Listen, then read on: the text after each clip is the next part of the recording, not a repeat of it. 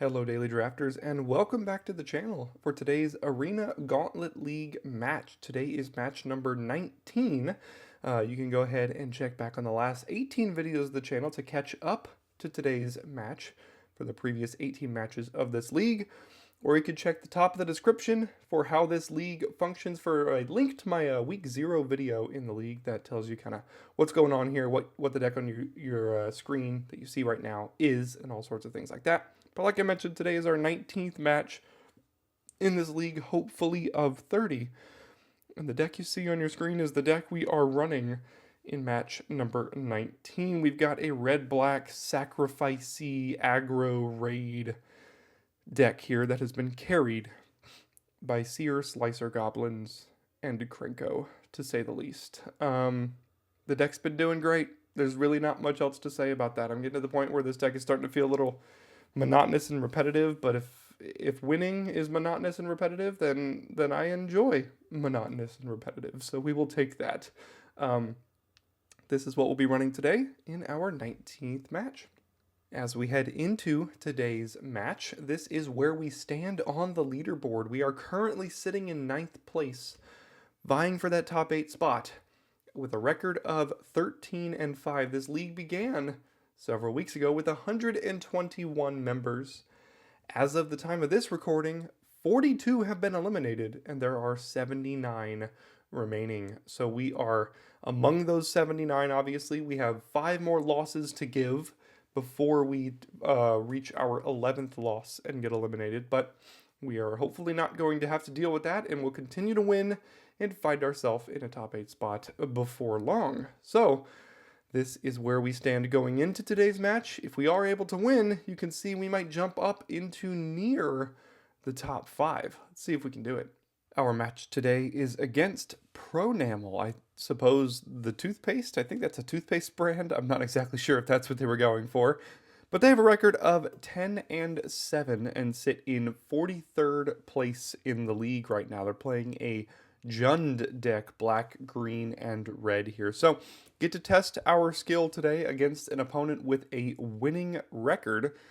We haven't had a lot of those so far today in our random match, or so far in this league in our random match pairings, but ProNamel will certainly be a test for us today. So hope you enjoyed today's match. All right, we go first here, and we've got the combo of employment plus eaten alive. So I think we're going to go ahead and keep it off the back of that. We obviously need a couple more creatures, would be nice, but we'll see.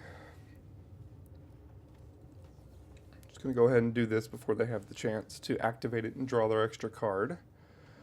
I think I'll go ahead and play the Siphoner.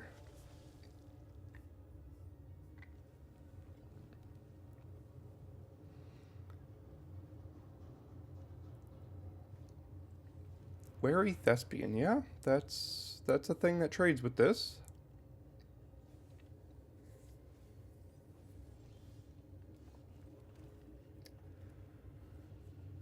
I guess we'll offer that trade.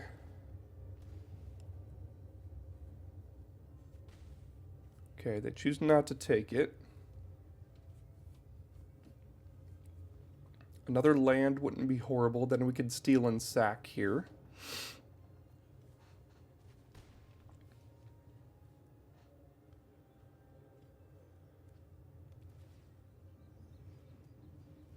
Okay. Yeah. I guess that's fine for now.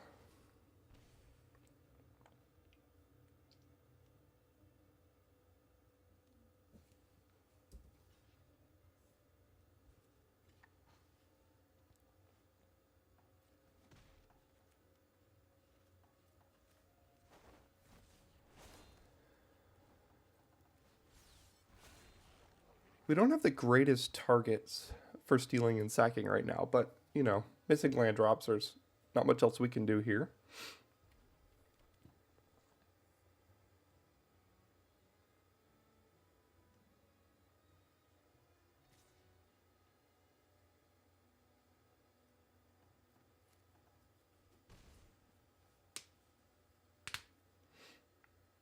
Okay, and they trade it with the goblin.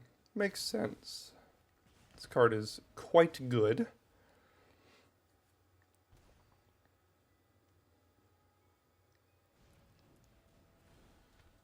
And a 2/3, and yet another missed land drop here. I can still attack with the Siphoner technically here.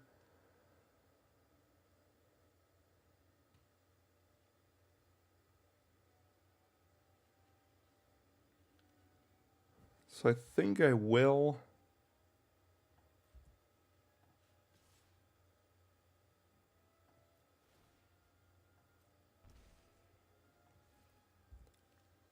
Give them the impression I might have a combat trick by holding full control here.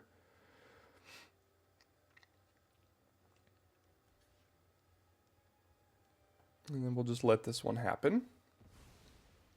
They do get to surveil, but we're clearing the board for when we do draw our next land for the employment plus eaten alive here, so.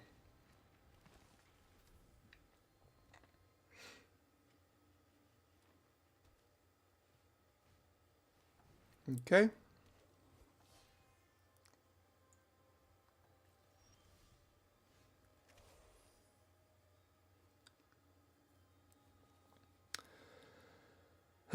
Man, stuck on lands. Not a fun thing here. There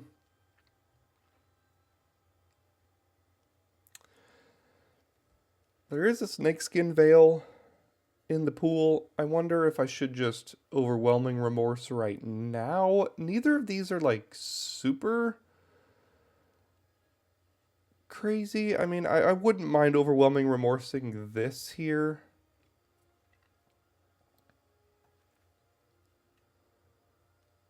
Let's see if they get priority. Looks like they don't. So no attacks, and we're still just kind of waiting for a land for this combo here. They need another creature for us to really maximize its value, but I mean, keeping the board clear of life gain and big toughness things is always fine as well. Okay.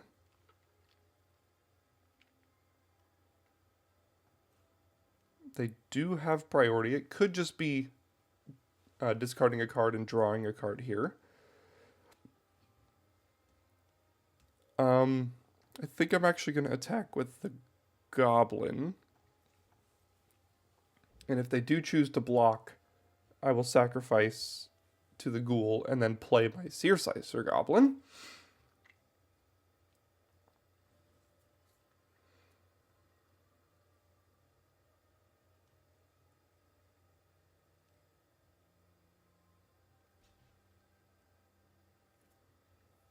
All right, they called the bluff.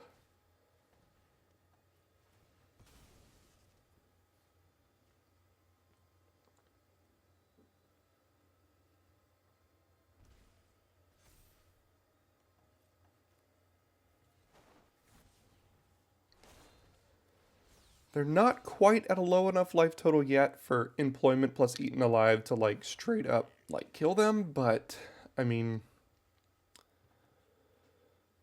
it should put them in an awkward spot. They chose not to draw a card, discard a card, so they just top deck the land here, which means the card in hand is probably a black card,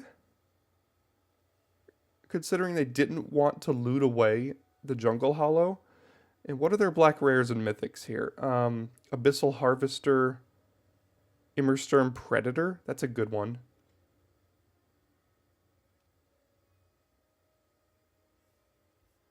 Okay. We did draw the land, but the question is,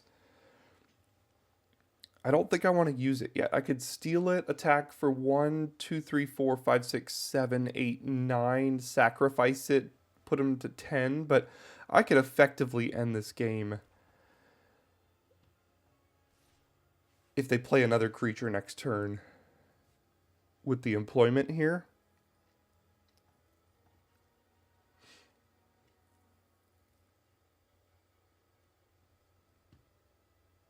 Do I want to sack a goblin to push one more damage to make another goblin here? I think I probably do, actually.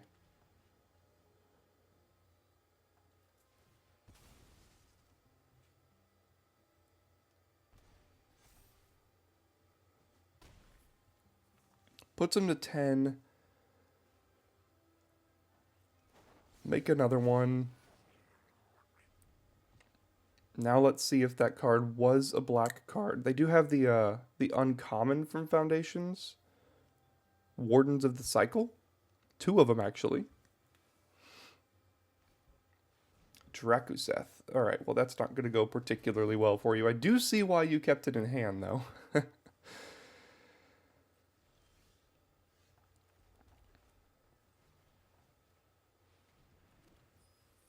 Yeah. Yeah, I was holding on to that one for a while there. Okay, I did not even see Drakuseth. There it is. Also has a Krenko and an Atali. Okay.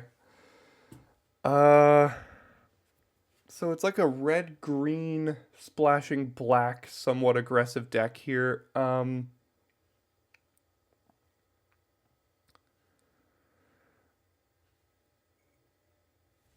guess to deal with Atali and to deal with Krenko, I did. So in the intro, I showed you that I had Incinerating Blast over Dragon Trainer, and since the intro, I actually made that change and put in Dragon Trainer. But I think putting in an Incinerating Blast, just having extra removal against Atali and Krenko, it's probably going to be good. They also have a Galta that's going to be tough for me to deal with. I guess Power Stone Fracture could deal with these cards unconditionally here. So maybe going with Power Stone Fracture instead of Incinerating Blast. That way it's cheaper. And I could deal with these bigger threats if they hit the battlefield, like Galta or something. And let's try that one.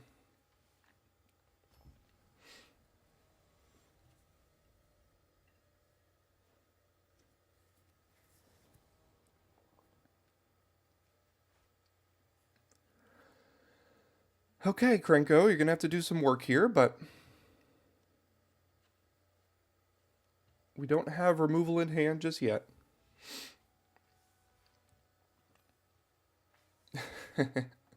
Saw the steal coming. Yeah, there wasn't really much else you could do. I think you had the Drakuseth in hand for a while there, which is why you chose not to draw and discard. So it makes sense.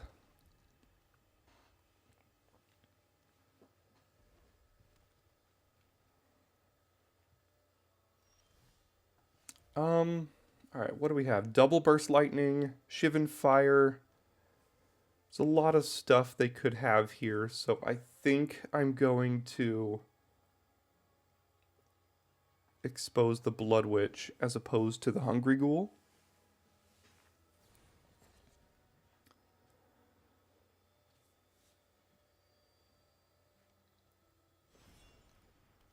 Discarding Ravenous Lindworm. That would be very good against me.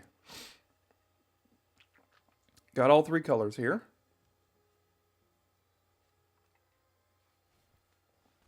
There's a 4/2.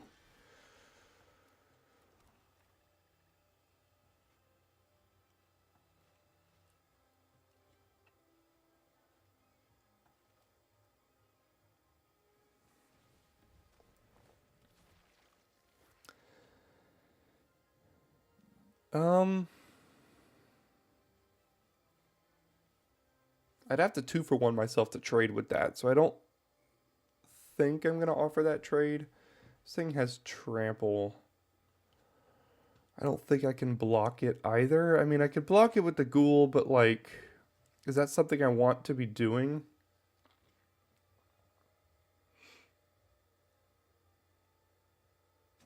They're going to make a food. Probably going to do it again next turn. Sure.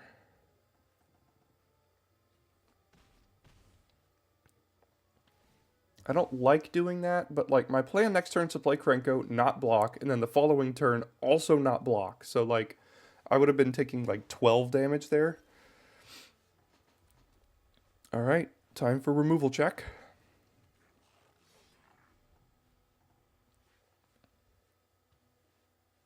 See if they've got it.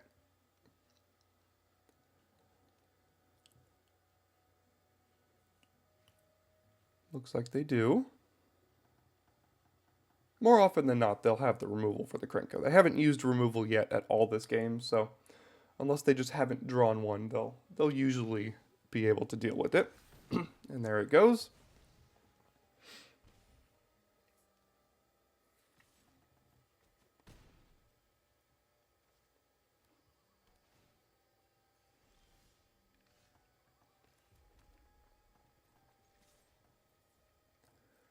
I think I'm just going to get the Perforating Artist down at the expense of taking 4 more damage here.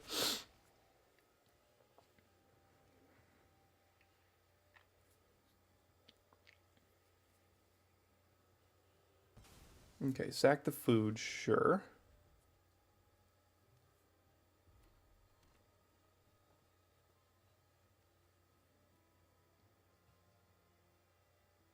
They might not want to trade, but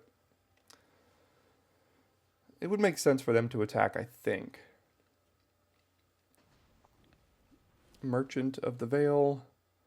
Here's a 5/4.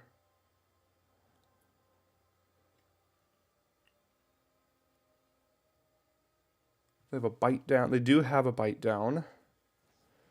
Burst lightning, close enough. No, don't auto pass now. Don't. Okay, good. Now I can actually do this because they killed my creature. So not too bad here. Pretty bad here.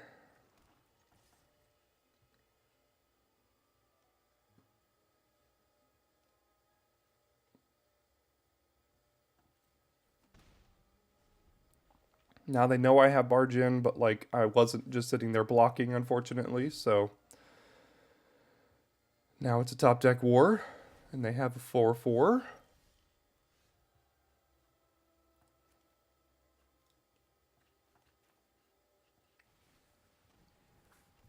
Has trample, so that's tough.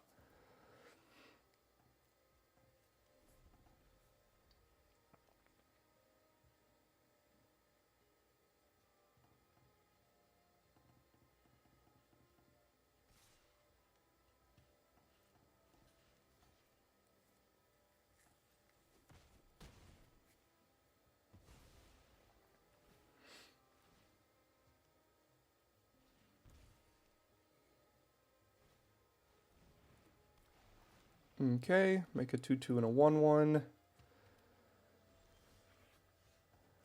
Well, I mean, I need to be able to deal with this 4/4 trample is the issue.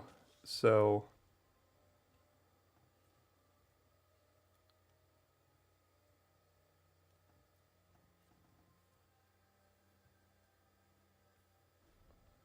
because right now I'm taking 7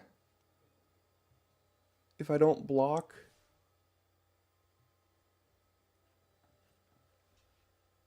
I mean, I could trade here and then take 8 to gain 2. I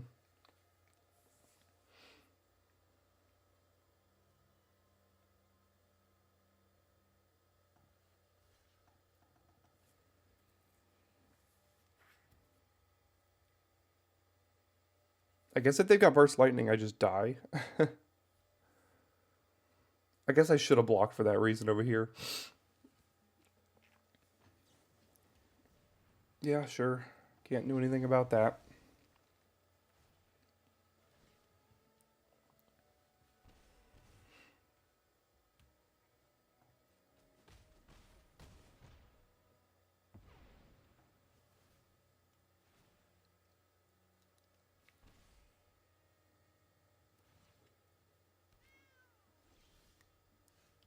Yeah, that deals with the Gnarlid colony at the very least, hopefully. I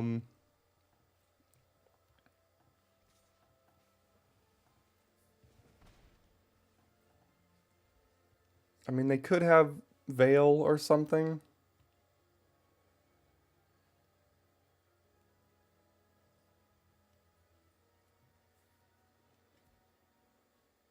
Oh, I guess they might have been going for lethal there. Thinking about using a bite down or something.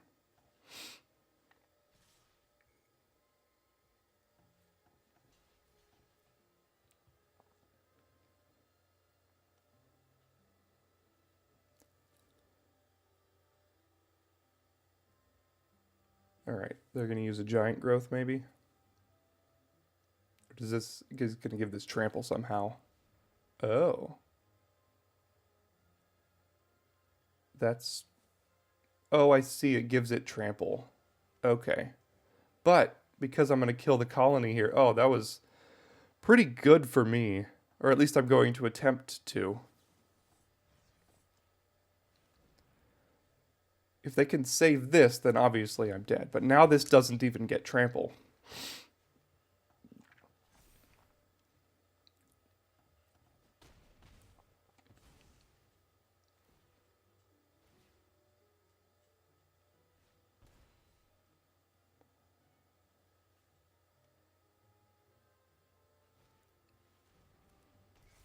Okay.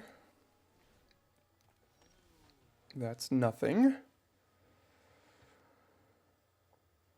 Barge in is just... I mean, I can deal 1, 2, 3, 4. It's not good enough, obviously.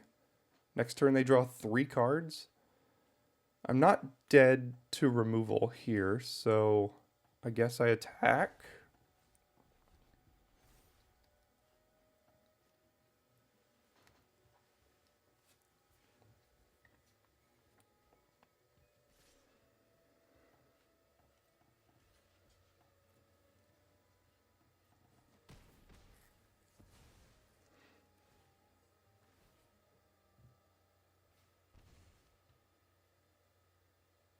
What did they find here?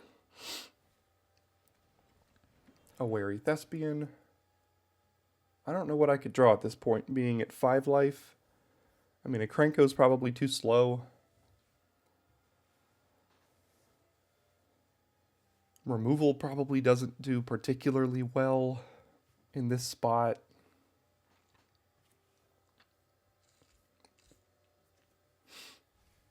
There goes Galta.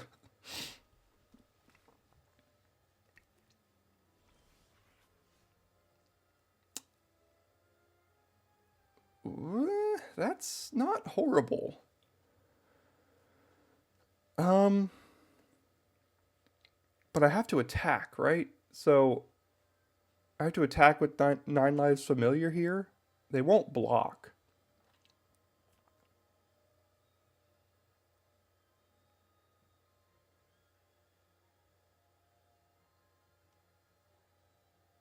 What if I attack with the Blood Witch? They probably still don't block. But I need to trigger the raid here, so...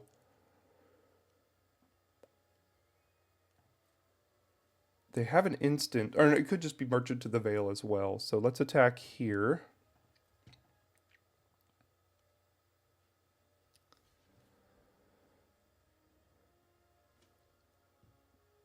So if I use this, I get to push an extra 2 damage, which puts them to 5.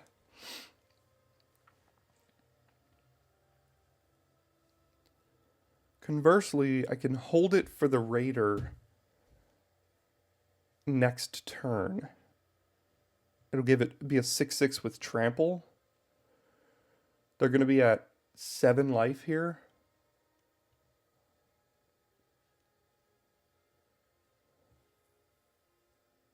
Sure.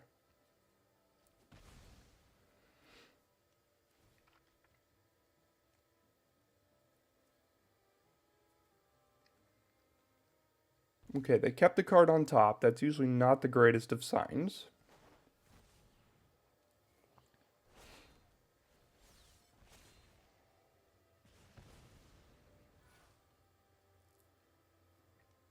Okay, so next turn, this thing is going to deal 5 damage, so I have to block with 9 lives familiar if I don't want to trade it with the Raider here. Also, if they have Burst Lightning, I just die now. Of which they do have 2 Burst Lightnings, and they did keep a card on top here, so it's something relevant.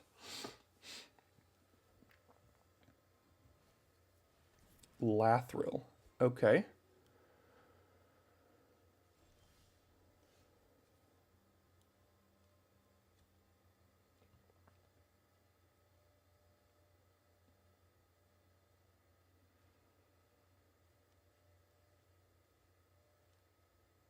Hmm. So if I attack with this, next turn I set up a win. This has menace. I'm at 6. I can block. I could technically chump again. So let's attack here. And I could even use barge in right now. Okay. So we'll use barge in. Question is, what do I kill?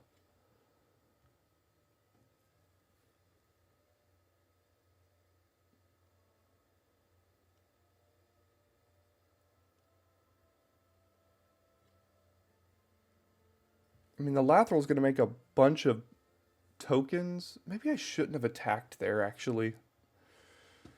This is going to smooth their hand. I'm not going to be able to block the Lathril.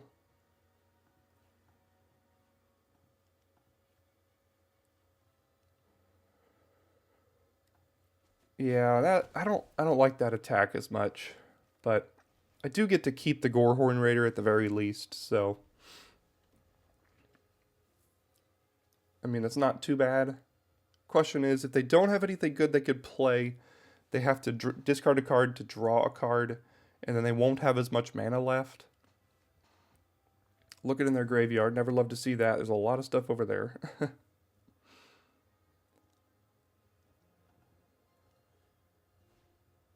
There's the Krenko. Can we get the win before the Krenko matters here?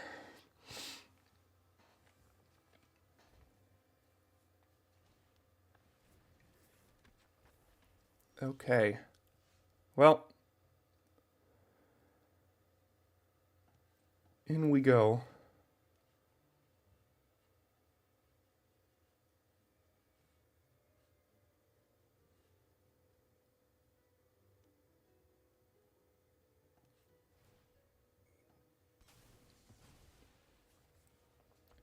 Did not help at all.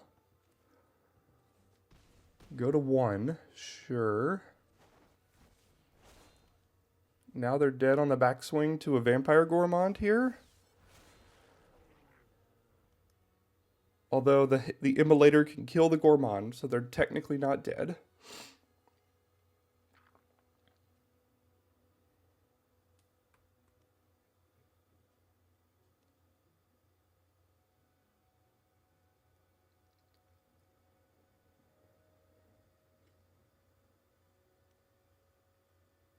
I mean, if they drew a land, I guess they might be dead, because I have 5 attackers here. Okay, looks like we were able to get it there. Wow.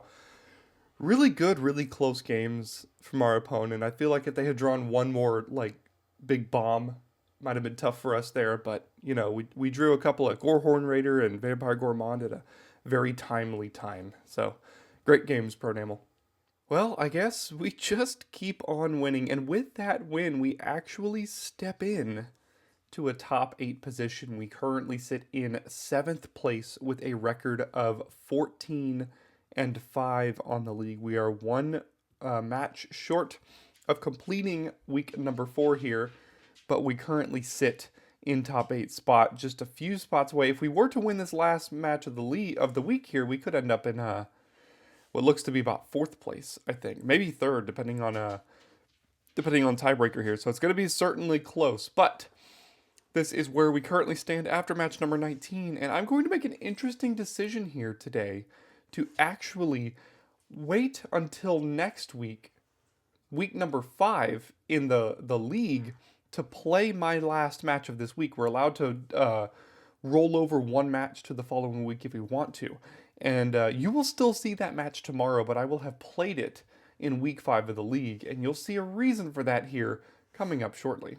So prior to me finishing my 5 matches for the week, it was revealed that week 5 we will be planeswalking to the plane of Bloomburrow. And as you can see on your screen, we arrive in 3 Tree City, where all comeback packs are from Bloomburrow, but more importantly, this upcoming week is going to be the first week where we have deck building restrictions as a league.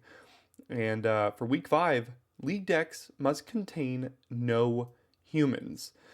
That's right, this is going to be kind of brutal for some people, I assume. But as I mentioned, there's a reason why I'm going to hold my 5th match of this week for next week. And the reason for that is that my deck actually contains no humans. I don't have to change anything for this. So I'm holding my match so I could play 6 matches on Bloomborough because I think that if any other of my opponents have to adjust even one card in their deck from what they would consider to be optimal, that's an advantage for me. I don't have to adjust anything. The only cards that I lose access to in my entire pool in red and black and the colors that I currently am are 2 Firebrand Archers, of which I've never played and never sideboarded, and a Dragon Trainer. Now, I have brought in that Dragon Trainer a couple times over an Incinerating Blast or something, but as you can see, we have literally 0 humans in this entire deck, and I think that this is going to be an advantage for us. So, you're going to see my first match of week 5 tomorrow on Friday as part of your week 4 viewing experience. It'll still wrap up week 4, wrap up our 20th match of the league, but then all of week 5 will be played on Bloomborough. Next week, starting on Monday, you'll see potentially as many as 5 matches on Bloomborough, depending on where we planeswalk to for week 6. I am, as long as I don't lose all of the rest of my matches, I will get at least 1 match in week 6 here. So I'm looking pretty good so far, and we got to continue the hot streak that we're on. Obviously, 14-5 currently, looking to hold on to one of those top 8 spots as we go. So our non-human deck is ready for Bloomborough. See you tomorrow.